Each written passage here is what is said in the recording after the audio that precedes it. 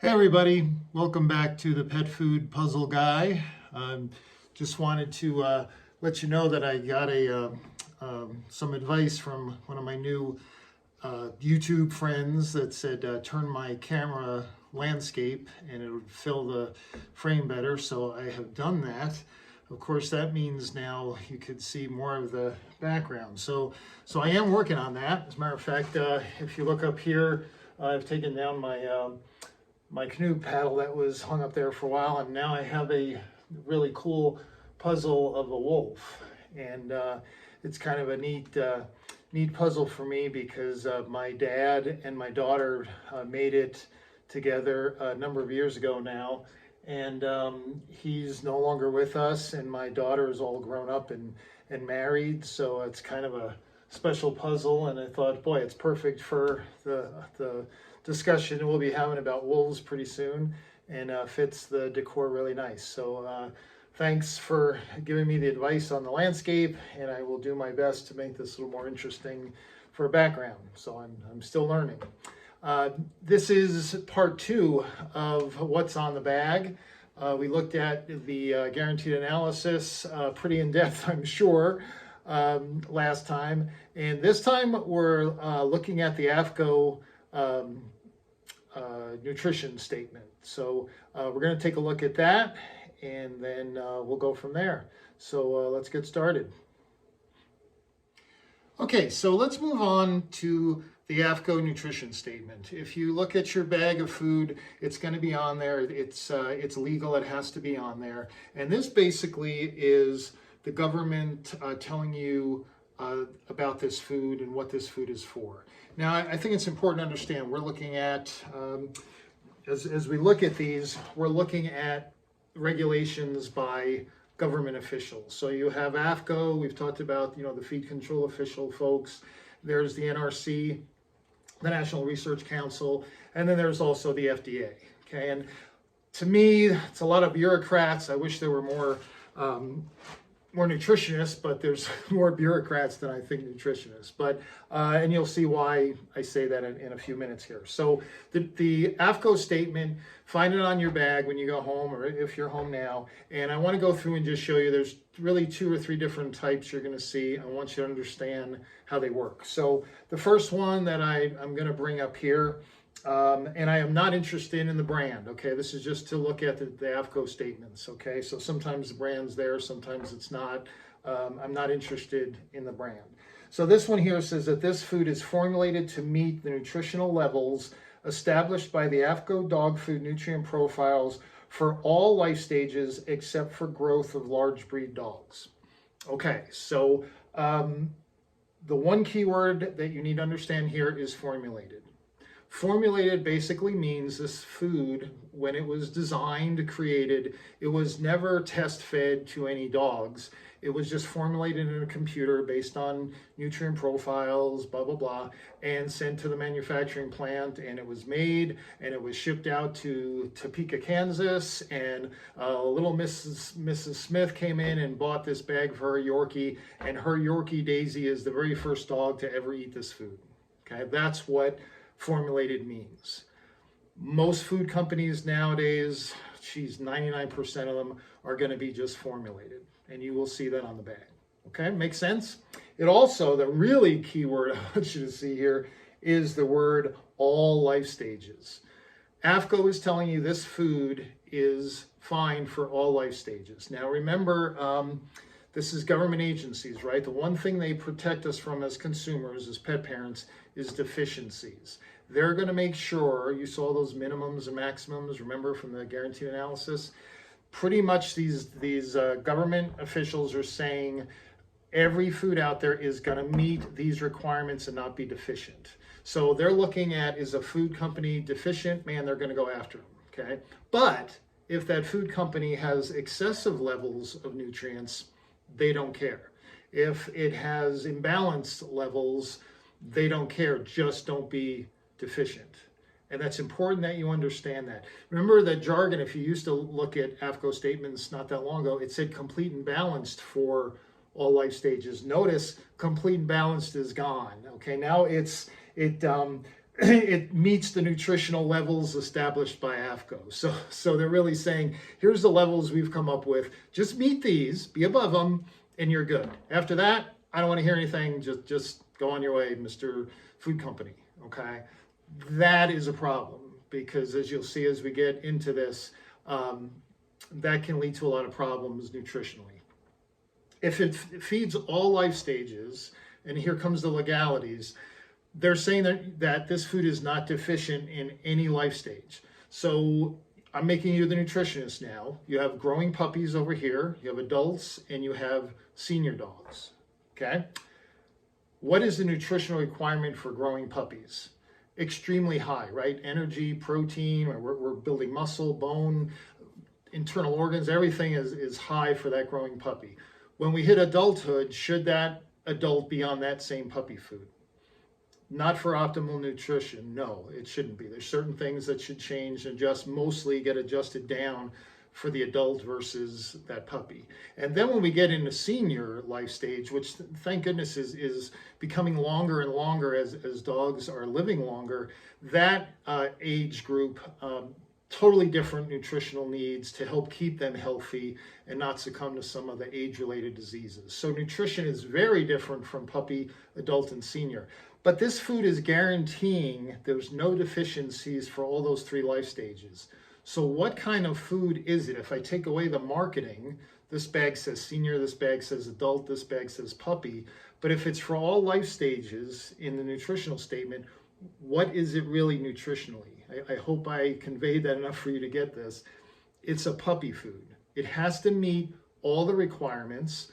Puppies need the highest levels, so that diet, they're telling you this legally, is high enough for growing puppies. So this is the kind of stuff that drives me crazy and has for years. There's my crazy look, okay?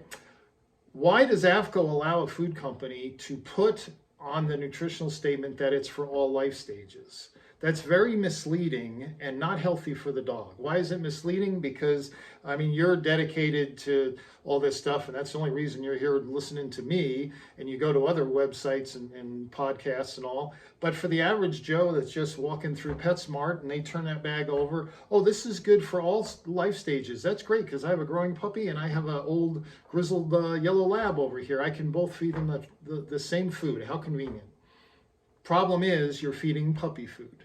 So why AFFCO allows all life stage nutrition to be put in that nutritional statement is very misleading. The other is simple nutrition. It should say puppy food. If you want to feed puppy food to your adult dog, go ahead. But I guarantee, well, I shouldn't guarantee, most of you probably wouldn't do it because, oh, this is for puppies. But yet if it says all life stages, guess what? It's a puppy food. So that drives me crazy. I don't know why it is. It's like the people in charge, there are more bureaucrats than they are actually nutritionists. But what I want you to remember about all life stages, probably that's the easiest way to know you don't want to feed that food. It also kind of tells me, sorry if this sounds a little harsh, but that food company is not that interested in optimum nutrition if they're selling you all stage foods. They may have life stage foods, great, but then why in the world would you make a diet for all life stages and market it that way? So there you go. That's the first one there that we looked at. Formulated and all life stage. Understand what those two things mean. Okay. All right, here we go. Here's another one. I want to show you this one wherever it is. This one's a little different. This one says that this food is formulated to meet the nutritional levels established by the AFFCO. Even explains who that is, the Association of American Feed Control Officials, in case you didn't know. Dog food nutrient profiles for adult maintenance. What's the difference here? Well, it's still formulated. Again, we're going to see that pretty much everywhere, so we know it was just kind of concocted in a computer. But this one is saying this is just for adult dogs. So right there, I feel a little better. This one's in contention. Maybe I'm going to feed this one because it's for an adult dogs and I have an adult dog. Okay, it's not an all-stage food. I will tell you, now I'm going to kind of muddy the waters here, but if it says for maintenance, in my head, I'm thinking, oh, good, that means it's not excessive in nutrients, like for puppies. It's just for adults, and it's formulated that way. Well, actually, no. this food company, I don't know anything about their nutrient levels, they could actually be high enough in certain nutrients to be labeled an all life stage food, but they've chosen to label it as a maintenance diet. You see the difference? This food could still be very imbalanced nutritionally, but they're saying that they're an adult formula, and I'm going to trust them so far. This is just the beginning of deciding if I'm going to feed this food, but at least it's just saying maintenance. It's not giving me a red flag where the all life stage, immediate red flag, I'm done, I'm out of there, okay? So just because it says maintenance doesn't mean it's actually the best diet for my adult dog. It just at least is helping me go in the right direction as to whether I want to pick that food. Make sense? Let's go on to another one. This one here, this AFFCO statement says, animal feeding tests using AFFCO procedures substantiate that this diet provides complete and balanced nutrition for maintenance of adult dogs. So real quick, we see, again, maintenance of adult dogs, that's good. The only difference here is we see that there were actually feeding trials according to AFFCO protocols to test this food.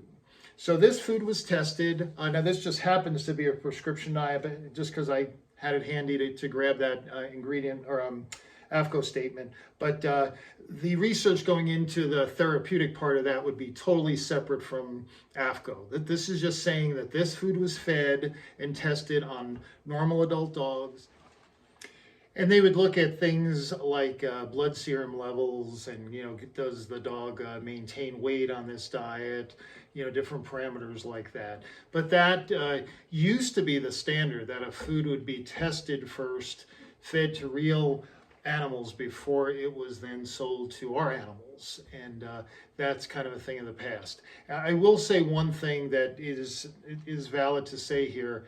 The AFFCO feeding trials really is a minimum standard of quality as far as I'm concerned. A food company really should be well above just AFFCO standards. That's, to me, and I think anybody that's into nutrition, that is you should at least reach that bar. And when we look at grocery foods, things like that, that's pretty much the standard there. Most of us would agree the standard should be much higher than that. But at least AFFCO feeding trials establish some sense of security for us. You may see now, and I'll finish up with this as far as feeding trials, larger companies that have been making diets for a long time, Hills, Purina, Royal Canin, and there's many others. I'm sorry, I just think of those few that I'm really familiar with. They may come out with a diet that is like the lamb and rice version of their original, or a new flavor or something like that. Those diets, they call it within the family of those other diets. They may not do anymore a feeding trial on those diets because they're so similar. All they did was add a flavor, do something really small that fits the formulation parameters. But there's no reason to go through a feeding trial for a beef flavor of a particular diet. So you may start seeing on Purina and Hills and Royal Canin and some of the others that you may be familiar with, where it always said feeding trials, it may say formulated.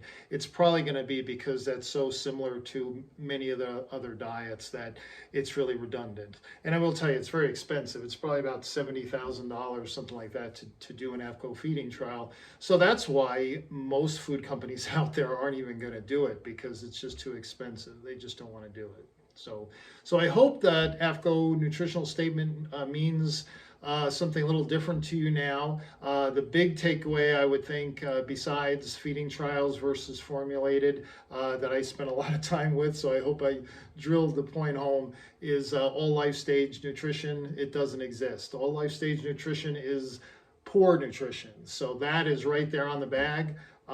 If you disagree with me, send me a comment. But anyway, I wanted to share that with you. Next time we get on to the big one, voila, boom, we're going to look at the ingredient panel.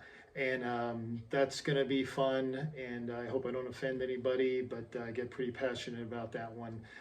Remember that the pet food puzzle guy, the whole point is taking all the different pieces of pet food marketing that are out there and figuring out how you put them together in the right way so that you get a true picture. And that's what I'm here for. I've really been loving this. I hope please subscribe, click the subscribe button, let people know about it. The information, I'm not selling anything, there's nothing to sell, but it's information that I really believe pet parents need to hear because they're getting too much bad info. And again, next time when we get into the ingredient panel, I'll start exposing that bad info. So we'll see you then. Thanks. Bye.